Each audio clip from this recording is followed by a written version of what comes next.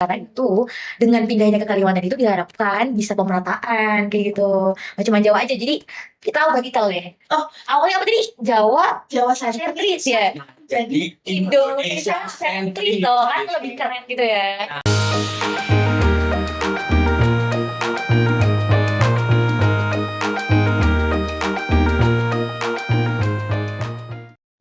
Halo teman-teman semuanya yang ada di Indonesia Barat, Indonesia Timur, dan Indonesia Tengah. Kembali lagi di podcast Toko Thomas Ekonomi.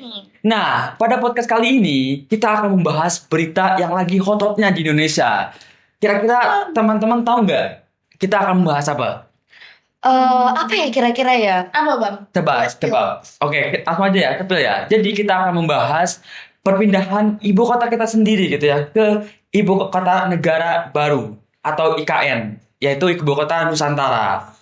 Nah, kalau kita tahu nih ya guys ya, sebenarnya perpindahan ini tuh juga banyak kontroversinya. Kita sebagai warga juga kaget dong ya. Tiba-tiba yang awalnya tentrem-tentrem aja nih, ibu kotanya Jakarta. Terus kita lihat Instagram tuh, lihat berita-berita, kok tiba-tiba, ih Monas mau pindah ke Kalimantan. Waduh, kaget kan pastinya. Pertanyaannya tuh kalau kayak gitu, Jakarta tuh bakal jadi apa gitu? Kalau misalnya dia udah nggak jadi ibu kota lagi. Loh, jadi bakal apa? Kalau menurut aku ya, aku tuh curiga jangan-jangan Jakarta tuh bakal jadi New York versinya Indonesia gitu. Oh my God. Maksudnya gimana tuh, Mbak? Gimana ya? Coba mungkin teman-teman yang tahu bisa komen di bawah ya. Oh. Nah ya, buat teman-teman yang tahu terkait berita terbaru ini, silahkan komen aja di bawah dan kita nanti bakal balasin komen teman-teman untuk bisa diskusi bersama seperti itu. Nah, oleh karena itu sebelum ke pembahasannya, izinkan kami memperkenalkan diri terlebih dahulu. Nama saya Ahmad Isa Maulana dan di sebelah kanan saya ada, Saya Nanda Auliana Yaka. dan di sebelah saya ada. Saya Safira Zumar Azharani. Di sini kami bertiga akan memperdalam lagi info tentang IKN dan Jakarta yang sangat bingung dan kontroversial ini. Oh ya, terus tadi kan aku sempat ngomong ya, jangan-jangan Jakarta tuh bakal jadi New York versi Indonesia. Maksudnya gimana nih? Maksudku gini, seperti yang kita tahu ya, Amerika tuh ibu kotanya mana coba? New York. Amerika itu New York. Bukan. New York sih. New York. bukan dong, Bukan. bukan. Oh, Iya bukan. dong. Gimana sih? Sebenarnya ibu kotanya Amerika itu Washington DC. Oh, bukan New York. Washington DC. Tapi kenapa sih kok banyak yang taunya tuh New York? Karena emang pusat ekonomi dan pusat globalisasinya itu emang ada di New York. Dan New York tuh jadinya makin terkenal. Nah iya, tapi pusat pemerintahannya sendiri sebenarnya ada di Washington DC. Iya gitu. Nah, terus aku jadi mikir nih, jangan-jangan nanti itu Jakarta bakal jadi New York sebagai pusat ekonomi dan bisnisnya Indonesia. Tapi kan kita Jakarta udah terkenal nih, terus banyak pusat-pusat ekonomi yang besar di Jakarta sendiri gitu, dan itu udah mengglobal. Sedangkan si IKN itu nanti bakal jadi kayak si Washington DC, jadi pusat pemerintahan administratif gitu. Tapi ngomong-ngomong sebelum kita bahas tentang kenapa alasan kita bisa ngomong kayak gitu kalau New York bakal jadi Jakarta bakal jadi New Yorknya Indonesia, kira-kira kita mau bahas dari mana dulu ya enaknya? Enaknya sih Bahasnya sih dari ini ya, kayak alasannya dulu dong. Nah, benar. Ya, gak mungkin kita bikin prediksi kalau kita sebenarnya nggak tahu pembentukan IKN itu karena apa, ya kan?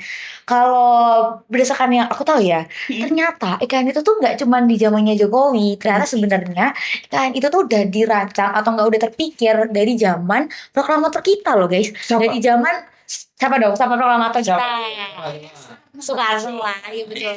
Suka. Nah, dari Bapak Ibu Soekarno sebenarnya sudah memperkirakan kalau Indonesia itu ibu kotanya jangan Jakarta. Beliau sempat terpikir untuk menaruh ibu kota itu di Kalimantan, tepatnya di Palangkaraya. Kenapa kok seperti itu? Karena Palangkaraya itu dianggap dia di tengah gitu, kayak di tengahnya Indonesia. Iya, Jadi bakal nggak rawan bencana. betul, Nah, iya. Jakarta sekarang juga banjir. Iya makanya sebenarnya tuh itu nggak yang belum dari Pak Jokowi, tapi sebenarnya emang udah dari lama. Cuman karena presisinya mungkin ada susah ya. Dan di zamannya Pak Jokowi nih, beliau udah memberanikan diri kayak udah ini karena melihat kondisi Jakarta juga yang sudah mulai ya permukaannya sudah mulai turun dan kawan-kawannya gampang banjir gitu kan. Akhirnya Pak Jokowi mulai diri nih untuk mewujudkan adanya ibu kota baru IKN yang nantinya di Kalimantan. Dan beliau juga bilang karena di Jawa itu kan crowded banget ya guys ya. Kayak apa-apa tuh udah di Jawa. Heeh.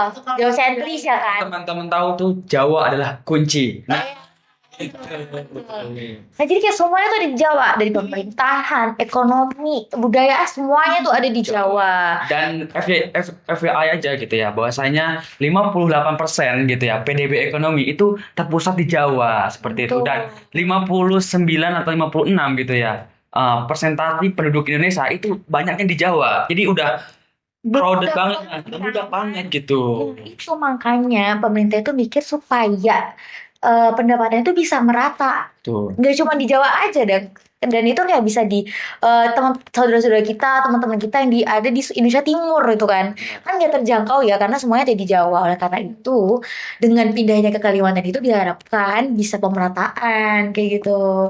Nggak cuma Jawa aja. Jadi kita ubah titel deh. Oh, Awalnya apa tadi? Jawa sentris. sentris ya. Jadi Indonesia sentris loh kan lebih keren gitu ya. Nah, tapi sebenarnya itu awalnya itu Indonesia Tengah tuh sebenarnya bukan di Kalimantan. Oh ya? Ya. Sulawesi Selatan gak sih? Nah, di Selat Makassar, di Pulau Sulawesi, ya. Tapi karena di Selat Makassar atau Indonesia Tengah tersebut itu apa ya, rawan terjadi gempa dan tsunami atau bencana alam lah. Makanya di sebelahnya yang dekat yaitu Kalimantan. Oh, Jadi gitu. Benar. Tengah-tengah batu agak geser dikit Geser gitu dikit, kan. ah. Aman gitu ya. Nah, teman-teman tahu nggak IKN itu tepatnya di mana? Aku tuh yang tahu Kalimantan doang sih sebenarnya.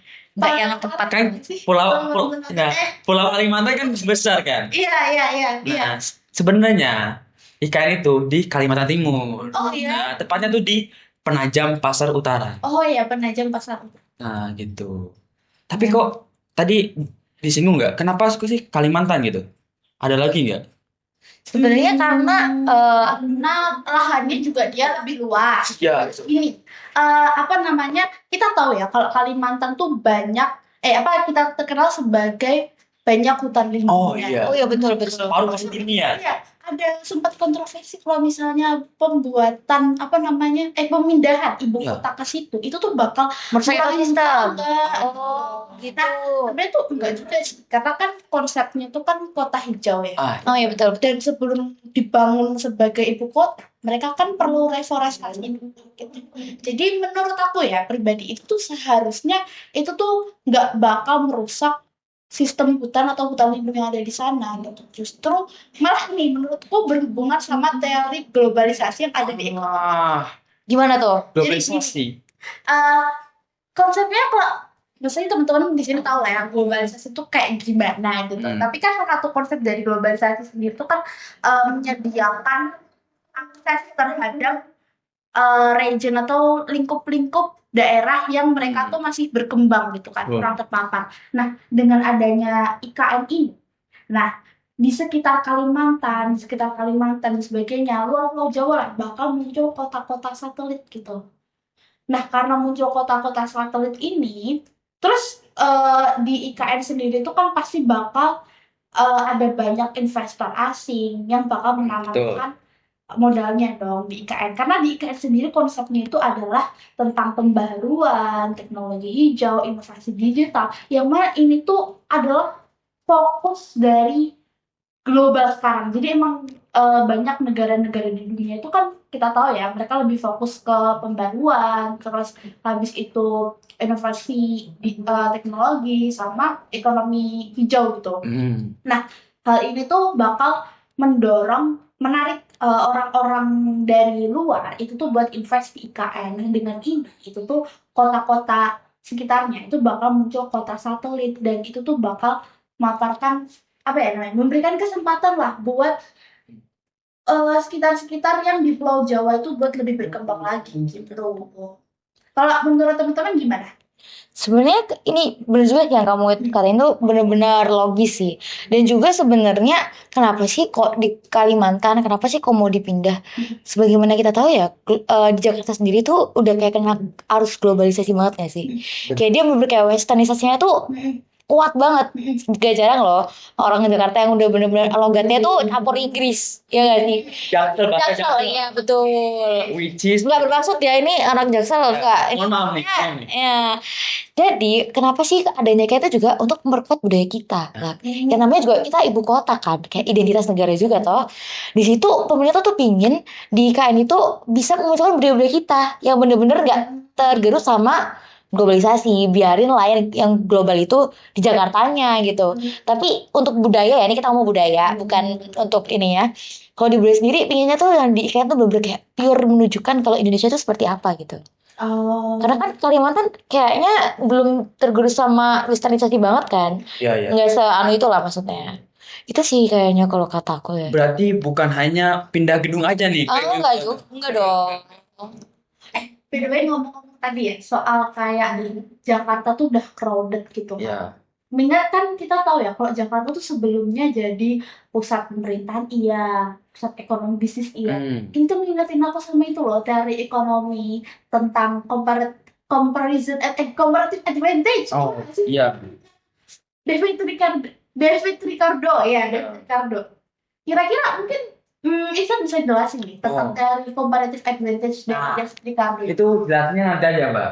Jadi kita akan membahas ini. Soalnya ada juga ya seperti yang Indonesia gitu, yang memindahkan ibu kota negara atau pusat ekonomi atau pusat pemerintahnya itu dibagi gitu. Oh, bisa ya? Ada juga yang kayak gitu. Ada. Nah, salah satu contohnya atau beberapa gitu ya yang bakal kita sebutkan itu. Yang pertama itu di negara Brasil. Nah, Brasil. teman-teman tahu nggak ibu kota negara Brasil apa? Nah, sekarang Brasil ya? Brasil ya? Iya Mas. Oh, iya ya. Kalau Mbak Fia tahu? Iya, aku juga nggak tahu Brasil itu. ya, itu benar. Tapi sebelumnya itu ibu kota Brasil itu Rio de Janeiro. Oh, iya. Oh, itu ibu kata awalnya gitu. Yang awalnya terus dia pindah ke Brasilia karena pengen memisahkan gitu. Di mana Rio de Janeiro itu sebagai pusat ekonomi dan Brasilia itu sebagai pusat pemerintahannya. Terus ada lagi negara Pakistan. Pakistan. Nah, ada dua juga itu. Tahu nggak ibu kota negaranya? Apa ya? Asma. Apa ya? Asma. Asma nafas dong. Bukan. Bukan. Jadi Apa? jadi perpindahan gitu di ibu kota Pakistan tuh Karachi namanya. Terus pindah Islamabad. Oh, iya. Islamabad, ya Islamabad. Jadi Karachi di pusat ekonomi, terus Islamabad di pusat pemerintahannya gitu. Terus jangan jauh-jauh deh, negara tetangga kita, Oh iya, Malaysia. Malaysia. 2000 kalau nggak salah. Ya, tahun 2000. Yang kotanya Kuala Lumpur. Ada itu Putrajaya. Nah, ya. Putrajaya ya. Dari Kuala Lumpur dipindah ke Putrajaya. Putrajaya. Jadi Kuala Lumpur tuh pusat ekonominya. Putrajaya pusat pemerintahannya. Berarti Gitu. Berarti Apa lagi nggak ya? apa ya? Nah, ini mungkin teman-teman yang suka K-pop. Nah, udah pasti tahu lah. Sekarang apa? Korea. Jauh ke Sejong deh. Iya, betul. Oh, itu juga pindah gitu. Pindah sebenarnya. Iya. Jadi Seoul ya buat pusat ekonominya, Sejong ya buat pusat pemerintahannya. Gitu. Nah, itu beberapa negara lah yang apa ya? Yang memindahkan contohnya gitu. Makanya ngomong-ngomong itu berarti apa nih maksudnya dari yang diomongin tadi kok jangan-jangan Jakarta bakal jadi apa New Yorknya versi Indonesia. Ya maksudnya ini tadi kayak Ihsan yang bilang tadi kan kalau banyak negara-negara yang itu memindahkan ibu kotanya ke kota lain yang mana mantan ibu kota tadi itu malah jadi pusat ekonomi. Nah maksud kita dari Jakarta bakal jadi New Yorknya versi Indonesia itu tuh ya kayak si New York itu kan pusat ekonomi dan bisnis, sedangkan pusat pemerintahannya itu di Washington DC. Betul.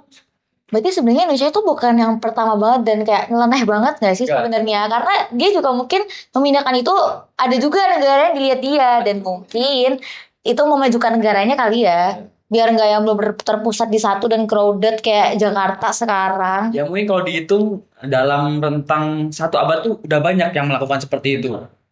Ya?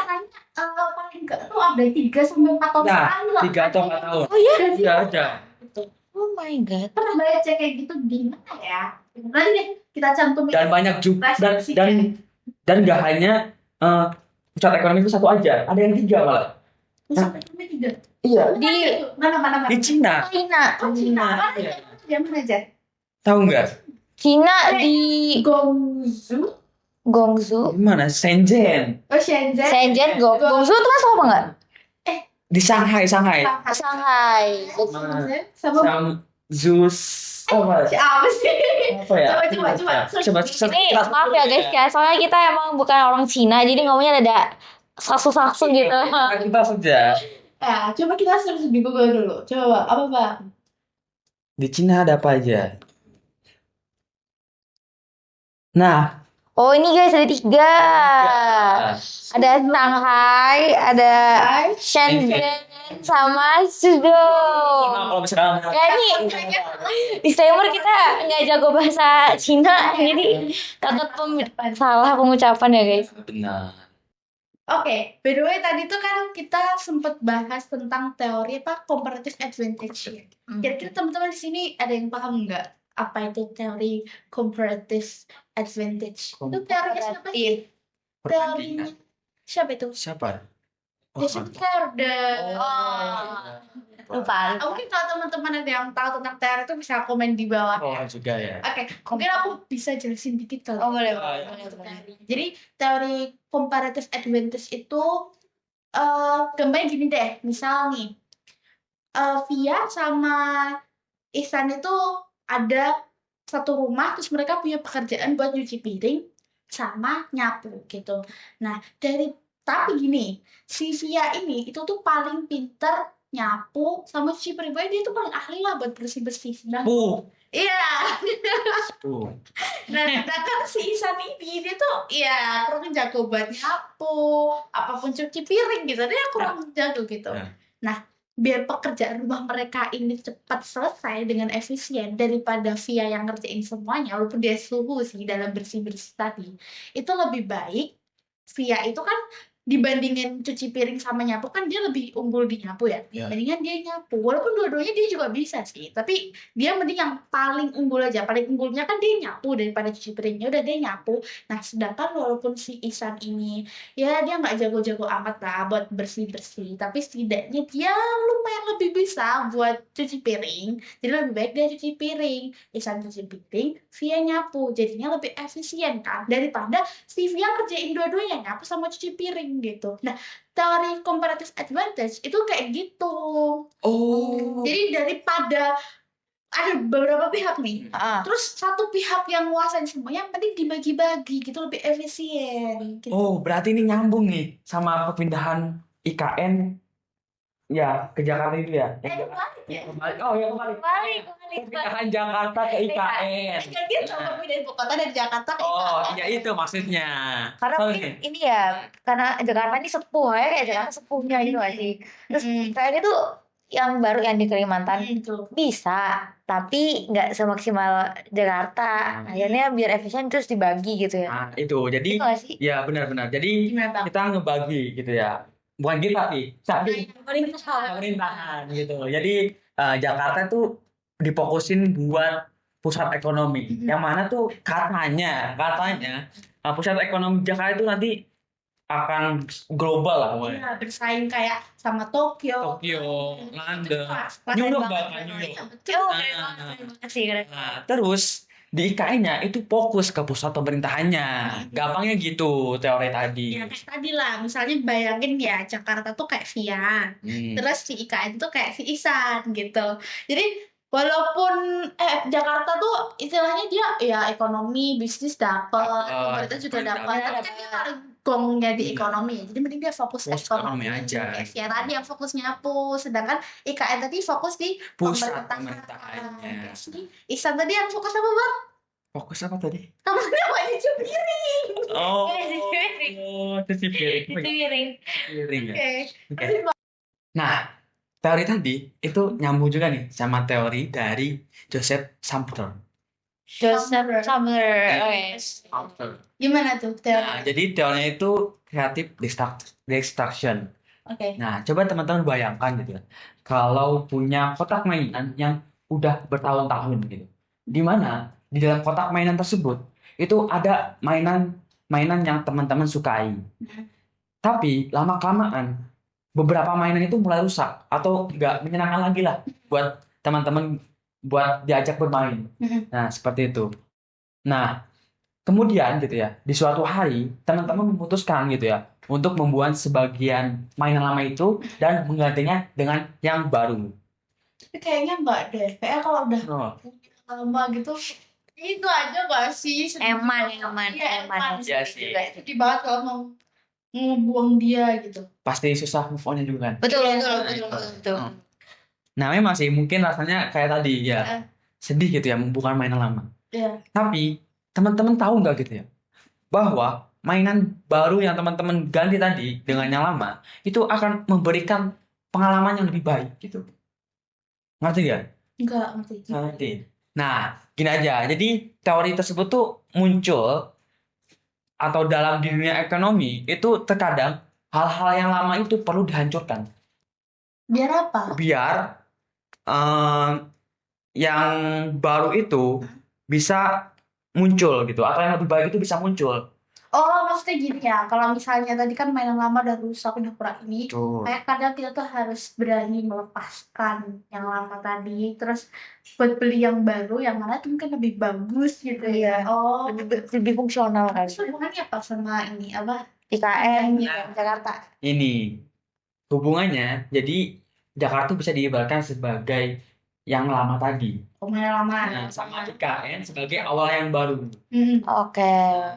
Hubungannya itu meskipun perpindahan ibu kota mungkin membuat Jakarta kehilangan sebagian peran administrasinya. Seperti yang tadi kan sudah Oh iya, dibagi. Jakarta sebagai pusat ekonomi, pemerintahan sebagai ini IKN, IKN-nya sebagai pusat pemerintahan. Jakarta ekonomi. Tapi bukan berarti Jakarta akan hilang.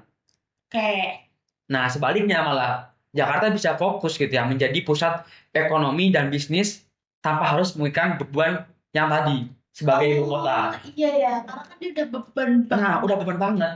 Seperti yang tadi disebutkan. Jadi mendingan kita harus berani buat menanggalkan statusnya dia Betul. sebagai Kota. Dia fokus ke ekonomi bisnis. Iya, berarti kan kita menanggalkan itu nggak semata-mata buat kayak menurunkan nilai value-nya si Jakarta nggak sih? Tapi Nah. juga ada nilai plusnya Plusnya. untuk membantu dia gitu. Nah, kesempatan baru di IKN itu pasti muncul dong. Jelas, Nah. jelas. Iya benar sih. Gimana?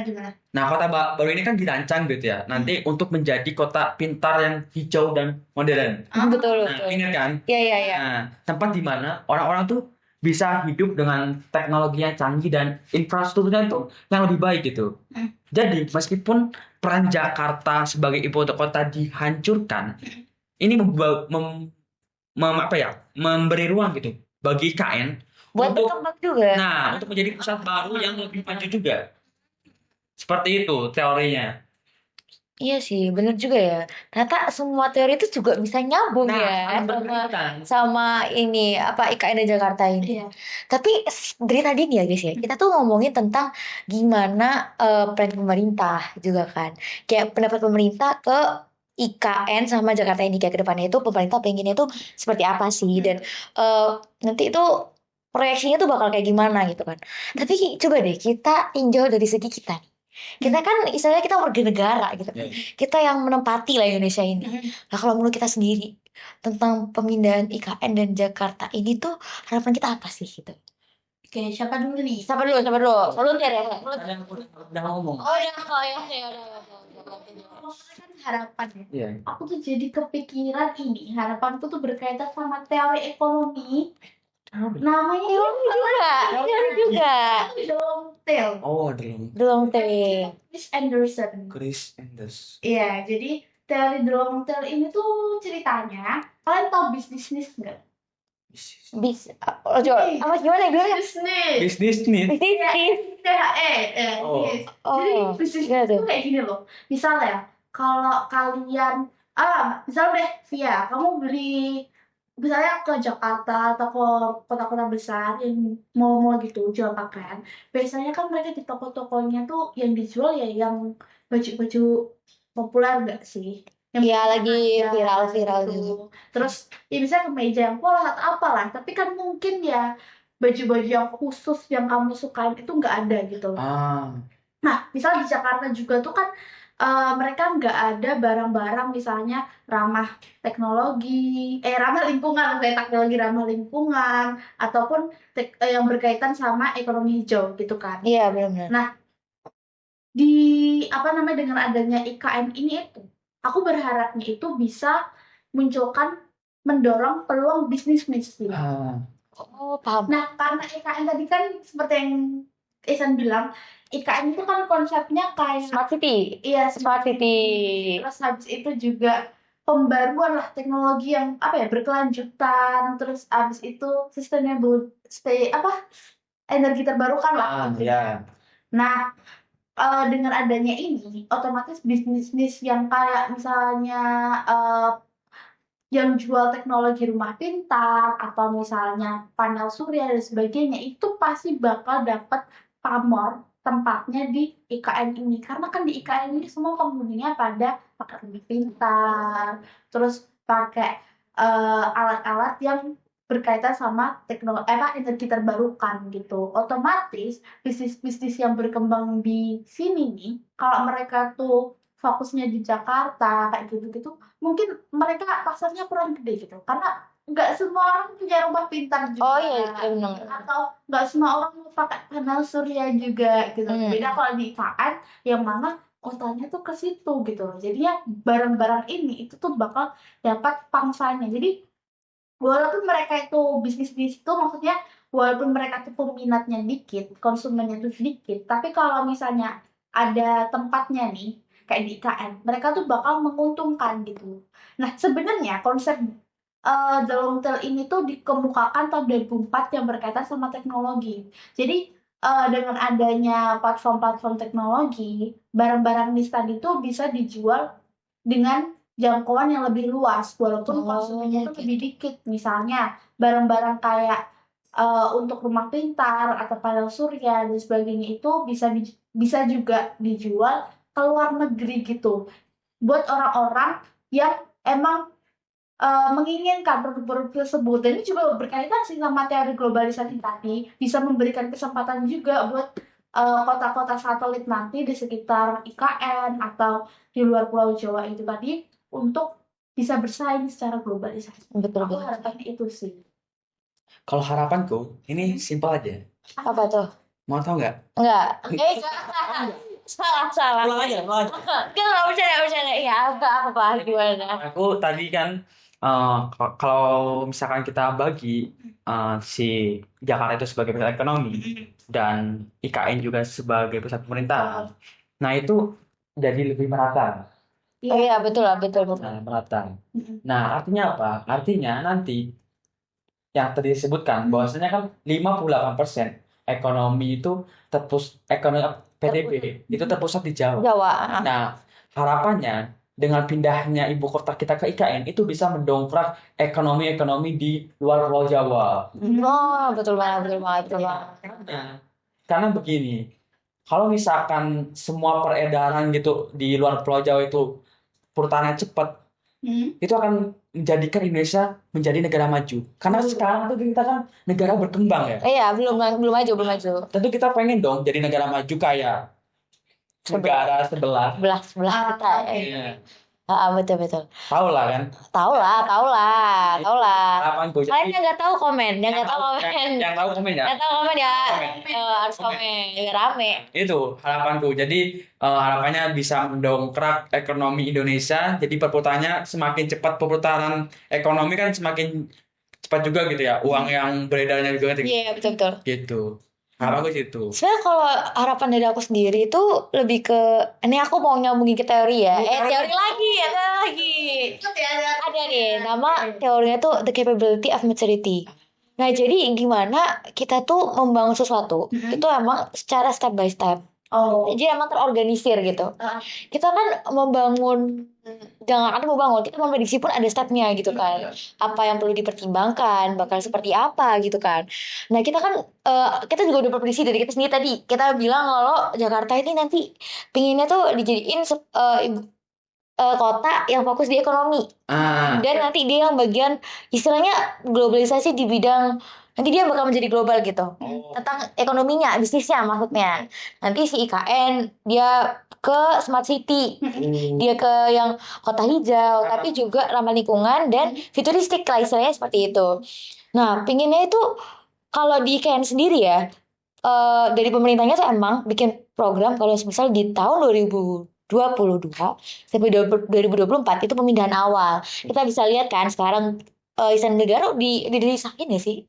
Iya, Yang di kan, yang udah, kemarin buat ini loh. udah proses Udah juga. pindah juga kan, dan juga ada kantor-kantor staf-staf presiden itu juga udah pindah. Jadi infrastrukturnya emang beberapa di tahun ini sudah direalisasi pindah ke IKN. Nah untuk 2025 sampai 2035 itu emang fokusnya tuh buat bikin smart city-nya. Kayak jadi teknologinya mulai dikembangin gitu kan. Terus kayak yang kota hijau itu juga udah mulai dikembangin juga. Untuk apa sih? Sebenarnya kita tuh menginisiasi semua perpindahan ini, semua ini tuh cuma buat mewujudkan Indonesia Maju 2045. Oh, Indonesia emas. Indonesia emas, Indonesia maju, Indonesia emas guys. Jadi biar kita tuh kayak tadi kan Isan bilang, kita tuh masih negara berkembang kan. Ya. Nah emang sebenarnya tujuan kita utama dari semua perpindahan ini itu tuh Indonesia emas 2045. Makanya kenapa jangka waktunya pembangunan smart city sampai 2035. Sisanya cuma buat kayak evaluasi dan perbaikan-perbaikan gitu. Harapan aku ya itu, semoga apa yang udah kita bangun secara sistematis itu kayak pelan-pelan. Kalau kalian masih tabu ya sama apa yang aku jelasin, sistematis itu kayak gini misalnya. Kalian mau bikin rumah pohon nih, rumah pohon misalnya. Kalian cuma punya tangga sama kayu yang bisa apa itu ditapakin misalnya gitu. Ya. Nah itu kan ya punya bahan, tapi belum dikembangin. Akhirnya kita tambahin lagi tuh fitur baru. Kita bikin jendela biar ada ventilasinya. Kita tambahin atap biar nggak kehujanan gitu kan. Nanti kalau masih kosong, kita tambahin tempat tidur, kita tambahin karpet, ya kan. Nah dari situ, step by step kan. Kita mau ikannya juga nggak tiba-tiba kita kayak simsalabim kayak Bandung Bondowoso tiba-tiba jadi tuh. Kan nggak juga kan. Tetap ada step by stepnya pelan-pelan dari kita pindah dulu dari intinya dulu Istana Negaranya, nanti lanjut di infrastruktur apanya itu di IKN-nya. Kayak bangun rumah lah ya. Ya kayak bangun rumah sama aja kayak bangun tadi itu si pohon. Dan juga di Jakarta bukan berarti kita melepas Jakarta gitu aja kan. Jakarta juga istilahnya bukan membangun tapi recovery. Oh, benar. Recovery dong. Dia sekarang udah kayak sering banjir terus dia juga crowded banget dan sebenarnya di Jakarta juga tingkat kriminalnya tinggi gak sih? Nah kita tuh berusaha merecovery Jakarta yang semula sakit ini. Semoga dia bisa benar-benar mencapai tujuannya yaitu mengglobalisasikan Indonesia di bidang bisnisnya, ekonominya gitu.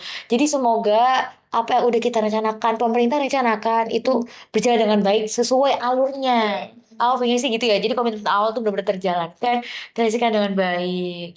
Jadi sih guys. Jadi kayak sebenarnya kita tuh prediksi juga punya harapan ya sih. Tapi juga kita menempati Indonesia ya. Nah, mungkin teman-teman punya harapan gak gitu ya atas perpindahan ibu kota kita dari Jakarta ke IKN. Nah, kalau teman-teman punya harapan gitu ya ke depannya bisa juga nih komen di bawah. Iya. Teman-teman tuh apa sih buat Jakarta maupun IKN ke depannya? Karena 2045 kan. 2045 sekitar 40, 39, 38 sekitar gitulah ya. Kita baru bisa ngeliat nih. Coba mungkin kalian dari masa depan gitu ya.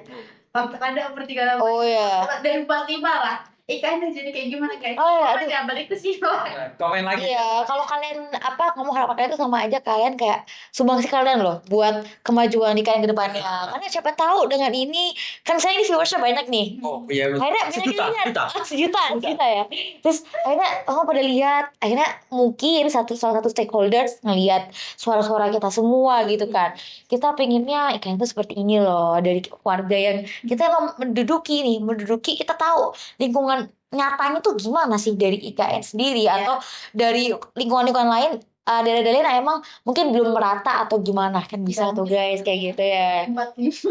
Nah, kita juga sebagai generasi penerus bangsa juga kan untuk ya berkorban juga gitu ya untuk betul. masa nantinya gitu untuk bisa mencapai Indonesia Emas tahun 2040. 45. Nah, mungkin diskusi kita udah selesai nih. Iya. Cukup dalam guys sebenarnya. Iya. Ya kita sih harapannya ini harapan buat ini ya konten kita ini. Semoga apa yang kita sampaikan itu tuh bener-bener masuk di kalian dan bisa bikin pandangan kalian tuh baru karena nggak sepenuhnya loh guys pemindahan IKN itu buruk. Kayak Tuh. kita kayak bener kan anggapan kayak kita pindah kayak tadi tuh kata kamu merusak ekosistem. Terus nanti Padahal jadinya, enggak juga. nah iya enggak juga guys. Sebenarnya tuh dari segi-segi lain kayak aspek ekonominya dan kawan-kawan itu Jadinya juga. ada kelebihan dan Iya betul betul kekurangannya. betul. Atau nih kayak atau baik gitu sih. Betul sekali. Wah, suka banget sih kali ini diskusi sama Isan sama Pia. Seru banget ini. Terima kasih, terima kasih. Insightful banget. Nah, mungkin kita tutup aja kali ya. Iya. Burung Irian, burung Cendrawasih, cukup sekian dan terima Terima kasih. Sekian podcast Toko Tomorrow Tomorrow's Ekonomi. Sampai jumpa.